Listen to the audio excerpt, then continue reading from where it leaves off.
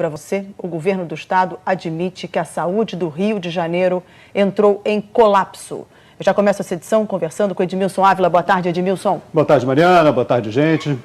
Mariana, eu acabo de comecei há poucos minutos com o secretário estadual de saúde, Edmar Santos. Ele me relatou já uma situação muito grave. Nós estamos num crescimento da nossa curva aí, uma aceleração descontrolada e a rede de saúde já não está mais dando conta. Por isso que eu convidei o secretário para falar ao vivo com a gente por telefone. Secretário Edmar Santos, boa tarde. O senhor nos ouve bem?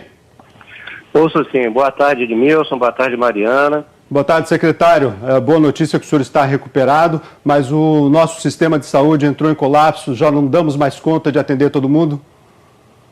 Edmilson, a situação é a seguinte: a gente vai continuar abrindo os leitos dos hospitais de campanha como programado, somando tudo do esforço do Estado, município do Rio de Janeiro e outros municípios, serão ao longo desse processo tudo aberto algo como 3.400 leitos.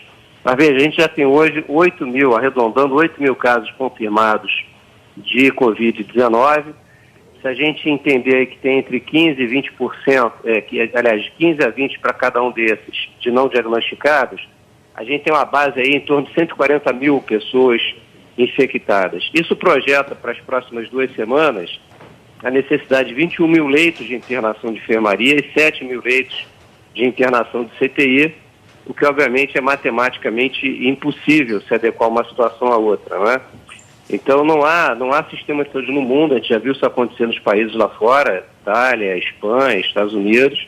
Quando você tem uma curva descontrolada desse nível, é impossível o sistema de saúde acompanhar.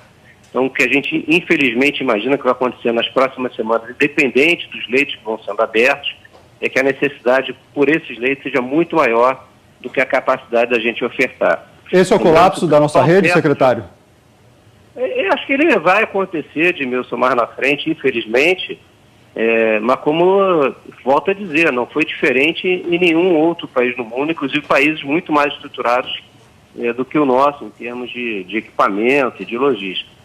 É uma característica dessa epidemia, desse vírus, que como ele faz uma base muito grande de infectados, ele acaba levando à necessidade de que muitas pessoas possam necessitar do hospital num curto período de tempo, e isso bypassa a capacidade de qualquer sistema. Temos que lembrar que mesmo que a gente quisesse construir mais leitos, abrir mais leitos, temos esse teto porque não há profissionais de saúde, médicos, enfermeiros, fisioterapeutas, em número suficiente para abrir indefinidamente leitos. Então, há logicamente um teto da capacidade de recursos humanos também em cada um dos países, em cada um dos estados.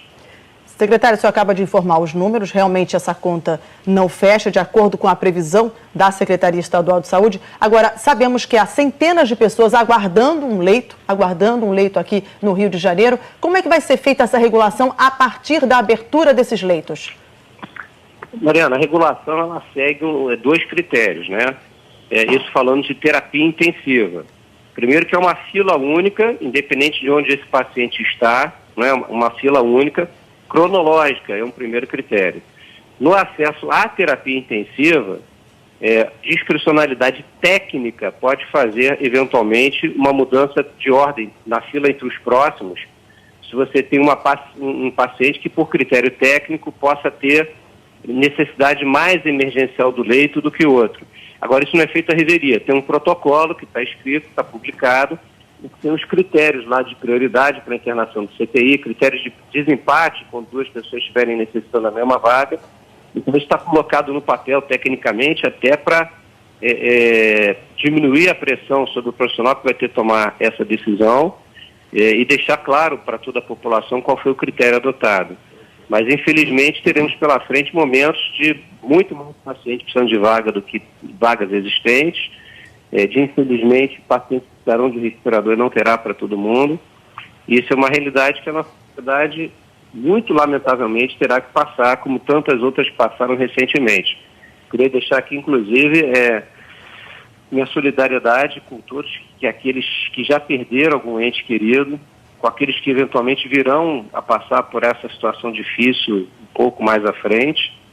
Não falta, como não faltou desde janeiro, um esforço absoluto da Secretaria de Saúde. Como eu falo, a Secretaria de Saúde não é só o secretário, são todos os profissionais do corpo técnico, que têm buscado as soluções sempre que possíveis para a gente fazer frente a esse enfrentamento. Nos últimos dias abrimos 75 leitos novos de terapia intensiva, enfim, com uma estratégia assim, de buscar recursos onde podia ser buscado, mas, volto a dizer, não há sistema do mundo que consiga suplantar esse volume de pacientes ao mesmo tempo. Secretário, pelo cenário que o senhor traçou, nós estamos vendo na capital, nós não temos mais leitos na capital, nós não temos mais leitos na Baixada. Essas pessoas daqui para frente não vão encontrar atendimento? Edmilson, a gente vai ter a abertura, né, terminar de abertura dos outros leitos que faltam, do Hospital de Campanha do Leblon, o Hospital de Campanha do Maracanã, Caxias, Nova Iguaçu, São Gonçalo, tudo isso abrirá aí nos próximos 15 dias. E mais um pouquinho na frente de Campos, Casimiro de Abreu e Petrópolis. Então haverá uma nova oferta grande de leitos, tanto de enfermaria, e muitos pacientes precisam da enfermaria, não necessariamente do CTI. Mas agora nós não temos, né, secretário? Agora nós temos uma grande dificuldade, muitas pessoas na fila sem atendimento já, né? Não, exatamente. E depois que todos esses leitos estiverem abertos, infelizmente lá na frente, com essa curva que temos hoje ascendente, novamente encontraremos um desbalanço entre leitos e necessidade. Isso não é uma questão de falta de organização ou de planejamento. A gente já tinha explicado como essas coisas acontecem.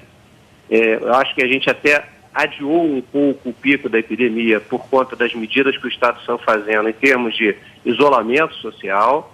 Eu acho que a Baixada Fluminense hoje, a região da Metro 2 de São Gonçalo, Niterói, não está pior, porque fizemos, a duras penas, a redução de transporte entre a capital e esses municípios, causou muita dificuldade para fazer, muito ruído no início, mas foi fundamental para atrasar esse pico nesses lugares. Enfim, mas de fato não se conseguiu, apesar de todas as iniciativas de decretos, de medidas, um isolamento social na intensidade que seria o ideal para que essa curva pudesse ser rachatada, secretário, na medida do possível. Secretário, lhe pergunto, como o senhor descreveria a situação desse momento da saúde do Rio de Janeiro? O senhor usaria a palavra colapso? Mariana, a gente está no, diria, não colapso no momento, a gente está no limite para que isso possa acontecer. Eu acho que temporalmente leitos que serão abertos adiarão essa situação do colapso, mas em algum momento, no final do mês de maio, início de mês de junho, independente, volto a dizer, de todos os leitos que eram possíveis ser abertos, terem sido abertos, ainda assim essa situação irá acontecer. E volto a dizer, não diferente do que vimos pelos telejornais acontecendo na Itália, na Espanha, nos Estados Unidos. Então, secretária, desculpa interrompê-lo, teremos um colapso no final de maio? Provavelmente entre maio e junho, em algum momento isso acontecerá, não só no estado do Rio de Janeiro, como nos demais estados que estão pressionados já pelo Covid, e o Brasil como um todo enfrentará, sim, essa situação muito difícil. Isso é uma realidade que está posta para a gente em função do desenvolvimento da curva que a gente está acompanhando. Secretário, nós temos aqui a curva, né, de casos, a gente vai mostrar aqui a curva de casos que dá para a gente ver alguns momentos que nós afrouxamos.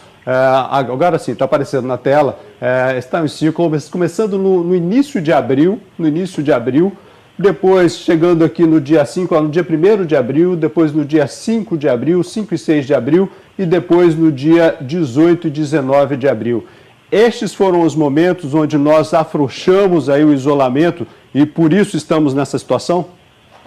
Por diferentes motivos, né? A gente, enfim, fatos públicos aí do passado, em vários momentos houve situações que levaram ao descrédito do isolamento e cada momento desse aí é um período de mais ou menos 10 a 14 dias daquele momento de afrouxamento em que a curva reacende, né? Como é esperado. Então você veja que se a gente tivesse ficado no primeiro platô, se ali tivesse sido a reta até agora e não os desníveis, a gente teria uma base de infectados muito menor e teria uma demanda por leitos de internação de CTI muito menor, que permitiria a adequação do sistema de saúde às necessidades. Essa sempre foi a discussão técnica dos especialistas em relação a essa necessidade de tentar achatar a curva. Como isso não foi possível, por diferentes motivos, até da própria natureza do ser humano, às vezes tem dificuldade de projetar esse risco à frente, aqui não é uma crítica a ninguém, eu acho que isso é uma coisa que está acontecendo e vamos ter que, como sociedade, nos unirmos para enfrentar esse momento difícil juntos, com todas as consequências dele. Mas o fato é que a gente não conseguiu, né, como outros países também não conseguiu, a população da Itália também não conseguiu, a população da Espanha também não conseguiu, e o fato é que não tendo conseguido, a gente tem esse escalonamento aí gigantesco da curva, que é muito visível, com a diferença entre se tivesse ficado no primeiro platô e o pico de hoje. Tudo isso a mais aí é o nosso risco. E aí não tem sistema de saúde que dê conta. Não há possibilidade de abertura de leitos para acompanhar isso. Secretário. Então a gente vai continuar fazendo o máximo possível de rodar o leito, ser mais eficiente no atendimento, garantir a proteção, especialmente dos profissionais de saúde que estão à frente dessa batalha, com os EPIs, uma meta nossa importante. Mas o fato é que a gente vai ter, como sociedade, um momento duro, aí ao final de maio, início de junho, de um desbalanço muito grande de oferta e demanda de leitos. Secretário Estadual de Saúde, Edmar Santos, agradeço demais a sua participação com a gente ao vivo aqui nessa edição do RJ. Um bom trabalho para o senhor. Obrigado, uma boa tarde a todos. E em muitas cidades da Baixada não há nenhum leito de UTI disponível mais. Em muitas situações, nem maca tem para os pacientes. Não tinha leito e a Ana Laura da Conceição, de 62 anos, ficou internada numa cadeira. Ela deu entrada no Hospital da Posse, em Nova Iguaçu, no último sábado. Exames apontavam uma pneumonia. Ela estava apresentando falta de ar. Demos entrada no hospital. Ela foi atendida pela médica e pediram para fazer uma tomografia. Através da tomografia, ela constatou que o pulmão dela estava muito cheio. E a médica falou que ela deveria se internar, né, para poder tratar. Ela não me disse o que seria tratado. Então, minha mãe se internou. Quando foi no domingo, eu fui visitar. Chegando lá, falaram que eu não podia visitar minha mãe porque ela estava junto com o pessoal de suspeita de Covid. Sendo que em nenhum momento fizeram o teste na minha mãe. No domingo, quando eu cheguei para visitar minha mãe, falaram que a minha mãe já estava em uma maca, que a minha mãe já estava sendo medicada, minha mãe estava bem tratada. Quando eu me deparei, minha mãe estava sentada na cadeira do mesmo jeito que eu deixei. Na segunda-feira, Dona Ana não respondeu às mensagens no celular e a filha dela decidiu voltar ao hospital. Cheguei lá para saber a notícia da minha mãe, era por volta de 1h. Pedi, pelo amor de Deus, me dá notícia da minha mãe, pelo amor de Deus, e ninguém me dava. E eles falando que eu era chorona, que eu tinha que esperar, que a minha mãe tinha sido transferida para a Sala Verde. Quando foi 4h30 da tarde, depois de eu ter falado horrores, eles me chamaram para ir para a sala da assistente social. Aí falou que a minha mãe apresentou um quadro, mas infelizmente a minha mãe não conseguiu corresponder. A morte de Dona Ana não vai entrar para a estatística, porque ela nem chegou a ser testada. Também em Nova Iguaçu, uma técnica de enfermagem que trabalhava numa UPA no bairro de Austin morreu com a doença. Daniele Costa começou a sentir os sintomas no dia 14 de abril. Num vídeo publicado na semana passada, ela relatou o atendimento que recebeu no Hospital da Posse. Eu fui tão maltratada no hospital naquele dia. E eu sou profissional de saúde, eu me identifiquei, falei que eu trabalhava na UPA, mas eu fui tratada muito mal. Alguns dias depois, Daniele foi internada no Hospital Zilda Arnes, em Volta Redonda, mas não resistiu. Ela foi enterrada hoje. Só na Baixada Fluminense já são 145 mortes e 1.357 casos confirmados de coronavírus. O aumento nos números da Covid levou os hospitais e UPAs da Baixada ao limite. É o que está acontecendo aqui em Belfor Roxo. Todos os 45 leitos de UTI de terapia semi-intensiva da cidade estão ocupados. E não há mais vagas para pacientes com coronavírus. Mesma situação em Caxias e em Nova Iguaçu. Em Magé, Queimados e Nilópolis, ainda há vagas em leitos intensivos. Já Mesquita não possui leitos de UTI. Em São João de Meriti, pacientes também estão internados em cadeiras. O Laércio, que testou positivo para coronavírus, espera sentado desde segunda-feira na UPA do Jardim Íris. Pessoal, não está falando.